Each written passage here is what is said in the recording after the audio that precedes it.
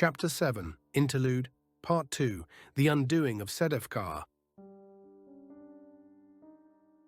Giovanni's voice lowered, and in the dining car, the lamplight seemed to flicker in fear. The steady clatter of the train softened, became the crackle of burning timber, the hiss of distant Greek fire. The 5 listeners leaned closer, spellbound. Through the priest's words, the polished brass and velvet of the Orient Express blurred, wavered, until the world reformed in smoke and flame. Constantinople returned. The 5 companions went first to St. Mochius.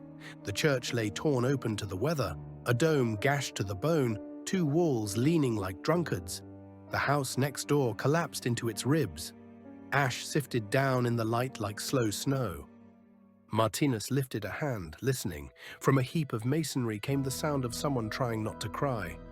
The young man found them in the ruin, Greeks huddled under scorched beams, 9 in all, a grandfather with ash in his beard, a baby with quiet, amazed eyes, a girl whose hands were slick with her father's blood. The man was stuck underneath a beam of wood. Martinus bent his shoulder beneath a blackened timber. The weight slid in his palms, almost fell, then held as Brother David shoved beside him. The beam came free. The girl sobbed once and then, as if remembering pride, bit her lip and stood. "They move like shadows," she whispered in rough Frankish, glancing at the broken church. "Men in black, 10 or more. They spoke Italian. The cistern under the crypt runs east, 2 streets. You won't reach it by climbing. They are watching." "Thank you," Martinus said, and bowed as if to a saint. They left their horses at the stair mouth and went down into the city's throat. The descent into the marbled cistern took the better part of a quarter hour, each of their breath tasting of stone. "Quiet," Martinus murmured. The torch he lifted from the wall painted the world a sickly green. At the base of the stair, the air widened into water. A chamber as broad as 4 halls lay before them, a black inland sea banded by stone. 2 skiffs drifted on chains along a narrow quay. Across the span, another ledge waited. Gilles flicked a stone across the surface. It kissed the water and was swallowed. A sound answered, halfway between skittering and a sigh. Gentle waves lapped the stones. Something crawled from the water, across the wall and up to the ceiling. The light swayed. The thing revealed itself by degrees, translucent skin beaded with mold, 8 slow, deliberate legs, and along its back a host of unblinking eyes like pearls. It watched, curious, almost tender. No malice yet, only attention. "Steady," Gilles said, though it was his own breath that had quickened. Martinus tossed a strip of dried meat. It arced, misjudged, and fell too near. The creature moved carelessly fast, its legs elongated, and found the ceiling seams with obscene delicacy. From the folds of shadow, 10 smaller bodies loosed themselves like drops of glue shaken free, pattering down to the meat with a wet applause. "Boats," Martinus mouthed. They broke into 2 groups, Martinus, Gilles, and Brother David in one, Renaud and Eloise in the other. Oars creaked. The current took them with a patience that felt nearly intelligent. The broodmother hung above them like the sword of Damocles. "There," Renaud said, voice low, a wooden platform no more than a prayer desk. On it a pentagram scorched in black pitch, the lines studded with sigils, spider, serpent, dragon. Dragon scales glimmered like coins. From Renaud's belt, the head of the wizard, the conjurer of the street drake, taken earlier, opened his half-cooked mouth and whispered, "I have failed." Eloise flinched. Renaud tore the head's hair free, pressed it to his torch and flung it. But the throw fell short. Fire licked the water. The broodmother dropped, jaws unfurling into a pair of hooked palps that closed with certainty around the head. The water bulged as she dove, ripples struck the boats and went on, ringing the chamber like a struck bell. When silence returned, Renaud's calmer hands found the seal set into the platform and pried it loose. He and Eloise let the current carry them on.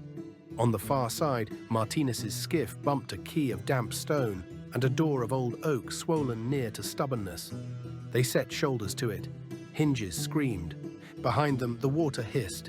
15 of the broodmother's brood streaked toward them across the surface. Renaud spilled rations into the water like a penitent with last coins. The swarm blurred, made a living belt around the food, and the 5 wrestled the door closed, found the beam, and dropped it from its brackets with the softest thud in the world. They took the tunnel at a hurry walk, 15 minutes of damp breath and the echo of their own haste. An iron gate gave to Renaud's shoulder. Beyond lay the crypt, sarcophagi worn featureless by centuries of fingers, the saints' faces rubbed to smoothness by love and fear. Up the steps, the church proper, broken, a sky of smoke where glass should have been. The men in black were already there. A dozen Venetians in soot-dark cloaks rifled the nave, upending altars, ransacking chant books, prying at shattered icons for gold. "High Priest Zorzi," one hissed, "no statue." Another voice, cold, disembodied, answered, "I will not tolerate failure. Ramadi is on his way, and I saw through the eye of the older one." They were below, the 5 who questioned the priest. Renaud froze as the words struck home. The others, too, understood. "Cover his eye," Martinus hissed. A rag was tied in haste across the cursed site, the cloth trembling with his breath. They lay among the fallen stones, hidden from the enemy. Gilles' eyes found a cracked beam, an arch half loosened by fire. He set his crossbow, sighted the load-bearing peg, and loosed. The world became dust. 3 men fell and did not rise. One crawled free, screaming, as another's legs vanished beneath stone. "There!" Zorzi raised a hand, and his voice turned inside out. Renaud felt fingers knot his own probe the back of his skull, as if testing ripeness. He grunted and, by will alone, pushed back into his own head. Zorzi's other hand forked at Gilles. The air around the night grabbed and tore. Blood leaped from his skin in stigmata. Brother David lifted his mace and a prayer both, Latin burning the edges of his tongue. The words met Zorzi's sorcery in a hiss of steam. Gilles dropped to one knee, grey-faced. "Brother?" "Up," Renaud said, interposing his tower shield. A bolt shattered on its surface like ice. Martinus charged with the lance of St. George. The priest's body took the iron, gasped, and clung to it as if to a friend. "Unholy beast," Martinus snarled and heaved, and the priest staggered as Brother David's mace came down like a church bell rung too hard. Zorzi's head opened, caving beneath the iron's amen. The rest was killing. Eloise darted toward the cultist pinned beneath the fallen arch. She drew her dagger, the edge slick with green venom, and drove it cleanly into his throat. "Requiescat in pace," she whispered, voice steady though her hands shook. The man spasmed once and stilled. Across the nave, Gilles had taken position behind Renaud's broad shield, using his comrade's armored frame as a moving bulwark. He reloaded with quick, practiced motions. Each time Renaud shifted to block a blow, Gilles leaned around him just long enough to fire. One bolt struck a charging cultist square in the chest. Another tore through a shoulder, spinning the man sideways into a column. "Hold, damn you!" Renaud barked, raising the shield to catch another quarrel. The iron tip sparked off the boss with a shriek. A third Venetian lunged from the smoke at Eloise. Steel met her shoulder before she could dodge. A shallow cut, but enough to make her stagger. She fell back, teeth gritted, retreating behind Renaud's shield while blood soaked her sleeve. "Behind you," Gilles warned, loosing another shot that caught the attacker in the thigh. The man toppled, clawing at the bolt. Eloise pressed her wound with one hand, the dagger still clenched in the other. "I'll live," she hissed, then added, "if you stop jostling that shield." Renaud glanced over his shoulder just long enough to answer, "Then stay behind it." The next moment proved him right. Another cultist swung low at his legs. Renaud stepped to meet the blow, and Eloise, trying to strike around him, slipped on the blood-slick stones. Her poisoned blade bit deep, into Renaud's backside. He roared more in disbelief than pain. "By every saint!" "I am terribly sorry," she gasped, mortified, already reaching to pull the dagger free. Renaud staggered, his balance lost. The great shield stayed upright, a wall of iron and faith, while his armored body slumped gracelessly behind it, sliding to the floor with a hollow clang. "Leave it. Just cover me," he groaned from behind the shield's rim. Gilles fired over him, the next bolt splitting the cultist's skull and ending the skirmish as abruptly as it had begun. Brother David, breathing hard, stepped past the fallen shield wall, his mace dripping. A Venetian still stood near the altar, swaying. David whispered the end of a psalm and brought the weapon down. Bone broke like wet clay. Martinus, streaked with blood, turned from Zorzi's ruined body to meet another Venetian rushing toward him. Their blades clashed once. Then the saint's lance struck true, driving through mail and flesh alike. The man fell without a sound. Silence rang. Martinus stood in the stillness, his breath ragged, the holy lance trembling like a living thing in his hands. Then he moved again, almost by instinct. A wounded cultist was dragging himself toward the nave, leaving a trail of red behind. Martinus followed, knelt, and thrust the spear clean through the man's chest. "For my brothers," he murmured, voice raw. "Your brothers could use a healer," Gilles said, nodding toward Renaud. Renaud was trying, unsuccessfully, to stand. The wound burned like fire. "I am going to be fine," he insisted through clenched teeth. Eloise knelt beside him, color rising to her cheeks. I'll fix this." She tugged out the dagger, tossed it aside, and pressed her lips to the wound before she could think better of it. "Merciful God," Renaud yelped, half from pain, half from scandal. "Poison," she explained quickly, spitting to the side. "Better my mouth than your tomb." Brother David made the sign of the cross, muttering, "Let this be counted as charity." Gilles snorted laughter he could not contain. Martinus turned away, suddenly interested in cleaning his blade. Even in the dark heart of the siege, the absurdity of the living outdid the horrors of the dead. Eloise bound the wound with a strip torn from her cloak. Renaud's face was pale, but his voice steadier. "Next time," he said dryly, "stab the enemy." "I'll do my best," she replied. Martinus wiped his blade on the hem of his surcoat and turned back toward the fallen priest.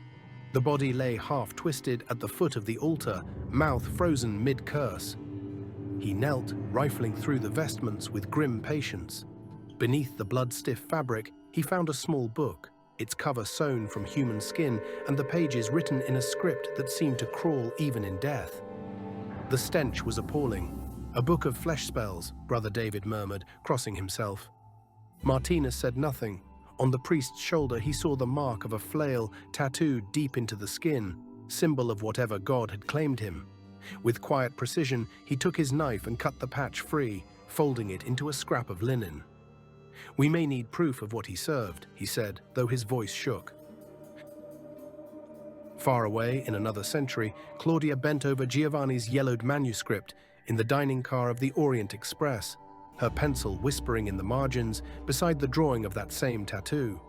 She made neat notes beside the diagrams said to show the stigmata of the skin and the accursed eye, grim spells for tearing flesh and stealing sight. The 5 crusaders remembered Padre Agostino's words about the heretical relic and began their search among the statues of the Virgin. It took time, each figure blackened by soot, each niche choked with debris. At last, behind the 7th altar, Eloise's fingers brushed against a hollow seam in the stone.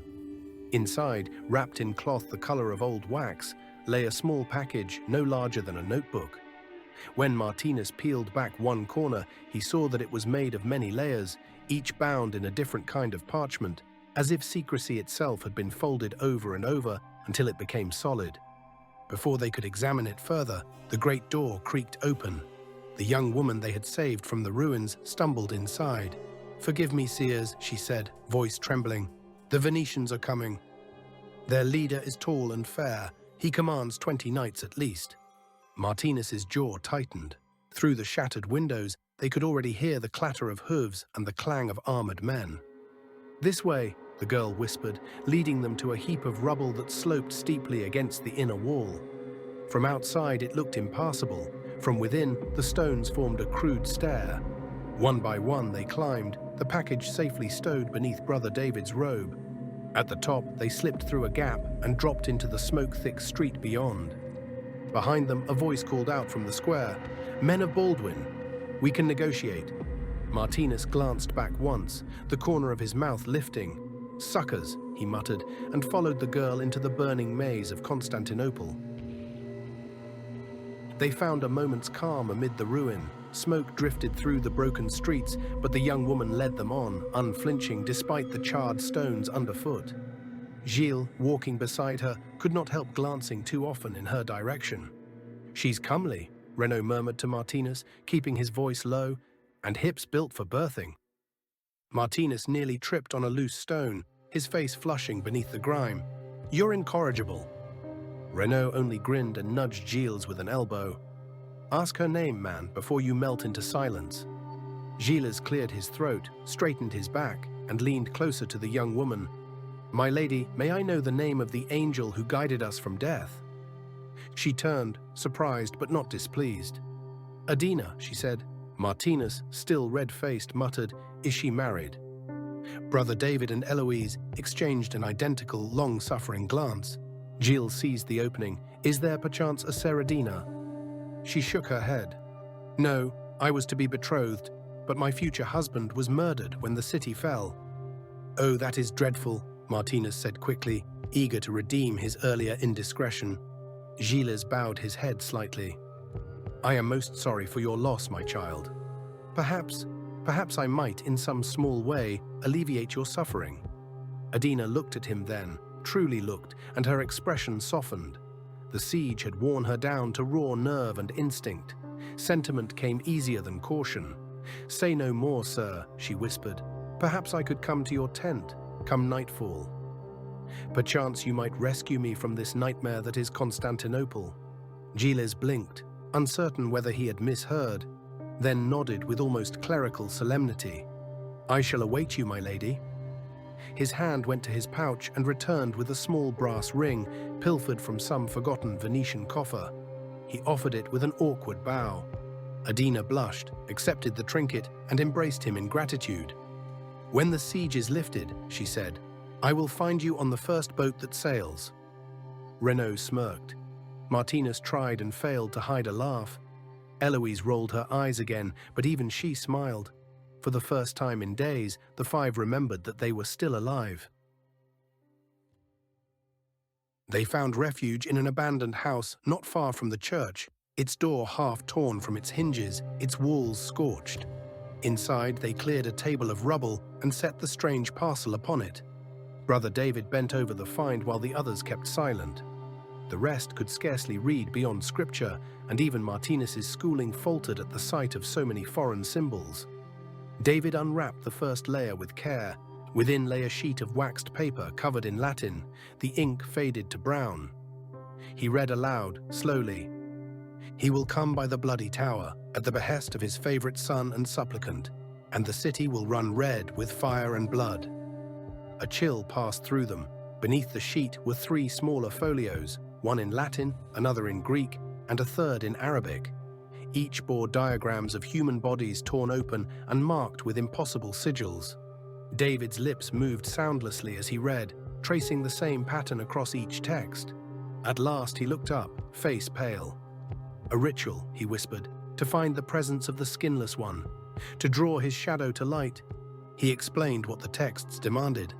Black feathers, wax, the scale of a serpent, a small vessel of water, and a strip of skin freely given. Only thus could they divine where the god or his favored son still lingered in Constantinople.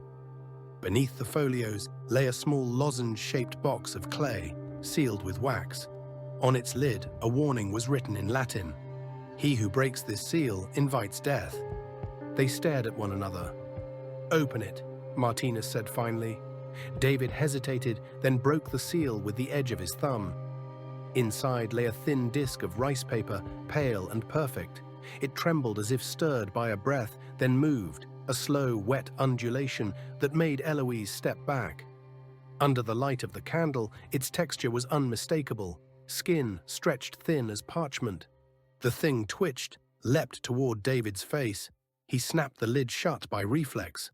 The box shuddered in his hands, something within striking against its sides like a trapped heart. For a heartbeat, he could not breathe.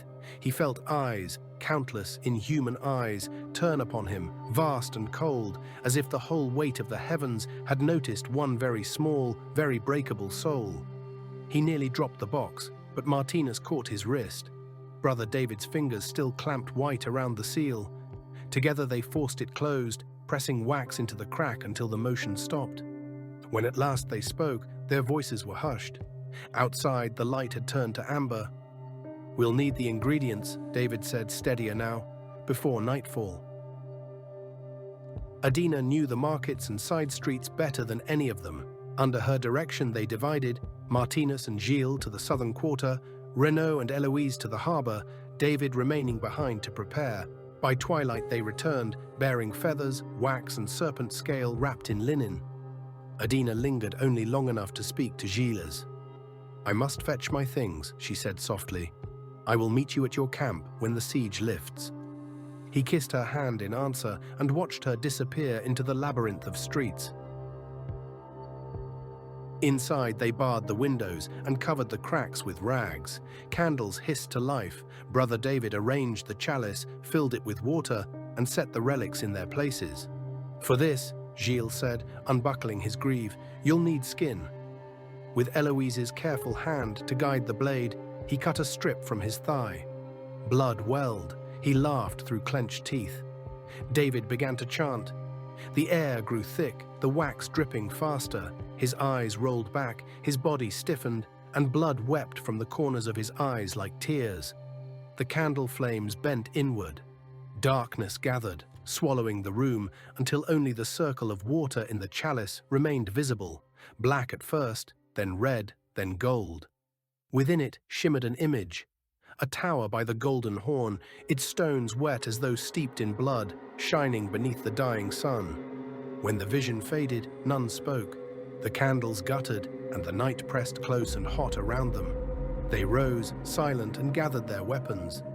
"The bloody tower," Martinus said at last, and under the breathless heat of Constantinople, the 5 companions set out toward it. The streets burned low and red as they crossed the ruined quarters toward the sea. Smoke hung in threads over the rooftops, and the air smelled of iron and ash. They were nearing the tower when a shout rose from the darkness. "Hold, by order of Baldwin!" A column of crusaders stood in the square ahead, torches flickering over their helms. At their head rode Peter of Amiens, the preacher of the People's Crusade. His armor gleamed beneath the moon, and yet there was something wrong in the way he held himself. His gestures too fluid, too Eastern in grace. "Lay down your arms," he called. "You are named heretics. Baldwin himself condemns you." The 5 halted. The air between them crackled with unease. Eloise squinted, studying the man's stance, the way his head tilted at unnatural angles. Slowly, she crouched sideways, her eyes narrowing. In the shifting light she saw it, a faint blue shimmer sliding across his armor like oil upon water. "God preserve us," she breathed. "That's not Peter." Renaud's hand went to his sword. "What?" "The shimmer. Look at it." "The simulacrum." As she spoke, the false Peter's gaze snapped toward her. His eyes widened and his mouth twisted in recognition. "These are traitors," he shouted. "Take them now." Before the crusaders could move, the figure vanished into an alley, leaving only the echo of his command. Eloise stepped forward, her voice carrying clear and sharp across the stunned host. "Brothers, you know us. We fought beside you in the cisterns, in the churches. Peter is the deceiver here. He wears the skin of the infidel sorcerer Sedefkar." A murmur rippled through the ranks. The men wavered. She pressed on. "He would see us damned and Constantinople lost. Stand with us and strike down the true blasphemer." Her conviction lit the air. The crusaders, moved by her words and by their own doubt, lowered their weapons and rallied to her cause. "After him," Martinus cried, "to the tower." They advanced through the ruins toward the looming shape by the water, but before they could reach it, the night itself seemed to split. 6 shapes dropped from the heavens, wings of black leather, claws flashing in the torchlight, faces that were neither human nor holy beast. "Devils!" someone screamed. The crusaders charged. The street became a furnace of steel and screams. Men and monsters tore each other apart in the dust. By the time the last winged horror fell writhing to the ground, more than half the host lay dead beside it. The survivors pressed on, grim and wordless, toward the tower. The entrance gaped like a wound. They stepped inside. On the first level, bones carpeted the floor so thickly that each step cracked like thunder. The air was sour with decay. The second floor was worse. Viscera clung to the walls, forming symbols and exhortations scrawled in blood, praises to the skinless one. The five froze at the sight. Even the hardened crusaders muttered prayers beneath their breath. On the third landing, they met three more devils crouched among corpses hung from iron hooks. The surviving crusaders roared and charged, throwing themselves into the fray to clear the path for Martinus and his companions. The air rang with battle cries and the tearing of wings. The fourth floor was quiet but worse than noise. Pieces of men and women still moved upon the stones, twitching and sighing, begging wordlessly for an end. The five did what mercy demanded. They drove their blades into the remnants until the whispering stopped, and felt strangely righteous for having done so. On the penultimate floor, the corruption reached its peak. Corpses hung in every stage of decay, some still recognizably human, others little more than skeletons bound in skin. Among them, suspended by hooks through his shoulders, hung the true Pater of Amiens, his eyes open but unseeing. Around him dangled the broken bodies of the Venetian cabal. Martinus stared in silence, remembering Merovac's words. The cabal were upstarts. Sedefkar is the true threat. He stepped forward, knelt, and set the saint's lance beneath Peter's ribs. "Rest now, brother," he said softly, and drove the point home. Peter's lips twitched as if to speak, but only a sigh escaped. Then the tower groaned, and the ascent began anew. They climbed the last stair and stood before a single iron door. Beyond it came a faint, wet sound, like breath moving through lungs that were not alive.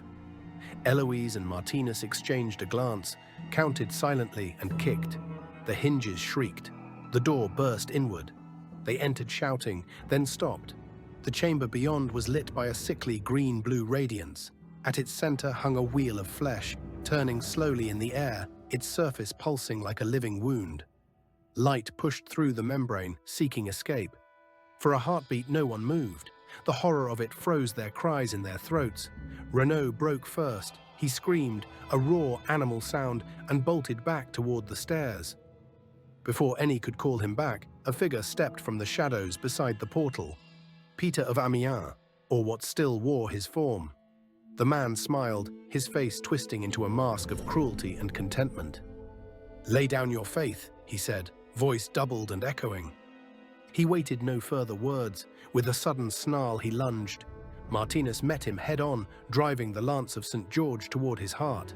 The blade struck, but the flesh beneath rang like metal. No wound came. Eloise slipped to the side, dagger flashing, but her strike glanced harmlessly from the shimmering armor. "Come at me, devil," Martinus shouted. Sedefkar's laughter filled the tower. "The Mim Sahis will taste your skin," he hissed, drawing a dagger shaped like a serpent's claw. He slashed. Pain exploded through Martinus's arm. His strength ebbed, the world tilted. For an instant he felt his own body softening, bones gone heavy, limbs numb. He forced himself upright, panting. From behind, Gilles raised his crossbow and fired. The bolt tore into Sedefkar's shoulder. The false Peter staggered. Brother David saw the wheel of flesh pulsing brighter, felt its pull like the sea. He knew, without knowing how, that if he did nothing, the skinless one would pass through into the world. He raised his mace, whispered a prayer, and hurled himself bodily into the spinning mass. The flesh split around him, light bursting through. Sedefkar screamed. Martinus thrust again, but Sedefkar turned aside, laughing. His movements were unnatural, his limbs bending at wrong angles. Gilles reloaded. "The seams," he shouted. "Aim for the joins of the armor." Eloise struck for the left arm seam and missed. Renaud reappeared, eyes wild, climbing back up the stair. He charged, roaring, and drove his sword into the right arm joint. Metal clanged, the limb fell away with a horrible crack. Pain surged through Renaud's arm in echo, as if some part of himself had been struck. Sedefkar turned, brandishing the Mim Sais once more. The dagger carved a burning line across Martinus's left arm. Flesh blackened, melted to the bone. He screamed, half from pain, half from the sense that time itself was draining from him. Gilles fired again. His bolt struck the other arm's joint. The piece tore loose, clattering to the stones, and he felt his own arm throb in sympathy. Brother David rose from the floor, blood streaking his face. He swung his mace and shattered the right leg of the armor, and Sedefkar's own leg beneath it. The limb buckled, greenish and mouldy, like that of a ghoul too long dead. Martinus attacked again, but missed, the lance glancing off the shifting light that still clung to the creature. Eloise darted forward and plunged her dagger into the left leg seam. The blade pierced through, the armor split, and Sedefkar howled as blood, black and smoking, splattered across the stones. Renaud struck at the torso, but Sedefkar twisted away, his face contorted with fury. He turned on Eloise, the dagger raised, but she slipped aside, moving faster than his rage. Then Sedefkar began to chant, the words thick and guttural, ancient Greek twisted into something darker. The air trembled. Brother David understood. "He's trying to summon him, into himself," he shouted. Gilles cocked his crossbow once more and fired straight at Sedefkar's head. The bolt struck true. The helmet spun away, rolling across the floor. The illusion shattered. The face that remained was not Peter's, but something monstrous. Pale, stretched, with a single glaring eye, and lips sewn into a grin that split as it moved. Brother David raised his voice in counter-prayer, shouting the psalms as loudly as his raw throat could manage. The syllables struck like blows. Sedefkar's mouth froze mid-chant. The stitches tightened, sealing shut. The mad Seljuk's screams turned to muffled howls. David pressed forward, swinging the mace again. The blow tore the torso free of its armor. What fell to the floor was no longer a man, but a heap of yellowed bones and skin, rotting as it touched the air. A last whisper escaped the ruin, a pox and curse on this stinking crusade. Then even that voice was gone. The five stood gasping in the flickering blue light. The wheel of flesh still spun weakly behind them. Together they gathered the fragments of the Sedefkar Simulacrum and the Mim Sah's dagger. Martinus lowered the saint's lance into the heart of the portal, and Gilles struck flint to oil. The chamber bloomed in fire. The portal screamed as it burned. Outside they called to the Templars who had survived below, ordering that the tower be cleansed.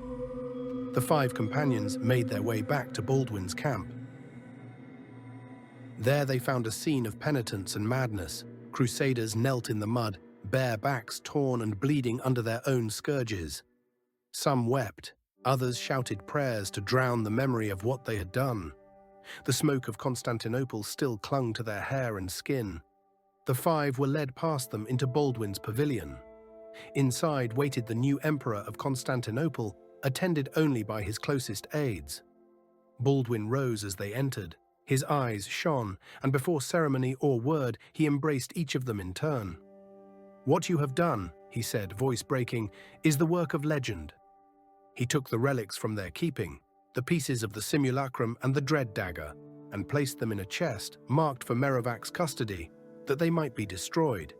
Then he ordered his treasurer forward. 50 gold coins for each, Baldwin decreed. Enough for an estate, enough to live as knights should live. He held up the dagger last, admiring its curved, claw-like blade. The Serpent's Claw, he named it. Handing it to one of his lieutenants, he added, "See that it reaches Zara, and never again this cursed shore." That night the five companions were heroes. The wine ran freely. Songs of victory drowned the memory of screams. Gilles held Adina close, his laughter bright and unguarded. For a little while they forgot the fire, the blood, the cries of the dying. Morning came hard and sudden. Pages tore through the camp, shouting their names. Half-dressed, the five were ushered once more into Baldwin's tent. This time the emperor was pale with fury. He slammed his fist against the table, scattering maps and goblets. "We have been betrayed." They stared in silence. "Merovac has fled," Baldwin said. "The simulacrum is gone. He left behind a ship of corpses, the Pestis. Every soul aboard was bled dry. He is no longer Merovac." In the East, he is known by another name, Fanalik. He leaned forward, voice shaking. You five will hunt him. You will scour the world until you find him and return with his head. The Templar holdings will aid you, wherever you go, whatever the cost. Henceforth you are no mere knights, you are a secret order. He drew himself to his full height and declared, the Order of the Noble Shield. So began their long pursuit. Perhaps Sedefkar's dying curse took hold that day. Enrico Dandolo would die in Constantinople before the year's end. Baldwin, emperor though he was, would fall to the Bulgarians. Even the Pope would not live another decade, and so the city of man paid for the sins of its deliverance. Far away and centuries later, the rhythm of the train returned. Giovanni's voice faltered, then ceased. He closed the dusty book and set it gently on the table. The dining car lights flickered once, steadying as if the story's echo had finally left them. Claudia sat back, pale but wide-eyed. Leopold rubbed his temples. Rose whispered a prayer. Elijah simply stared out the window at the blackness rushing past. The Orient Express slowed, brakes sighing. Trieste, said Giovanni quietly. Outside, a fierce gale tore across the platform. The four investigators stepped down onto the quay, their coats snapping in the wind, the echo of ancient screams still ringing somewhere far behind them.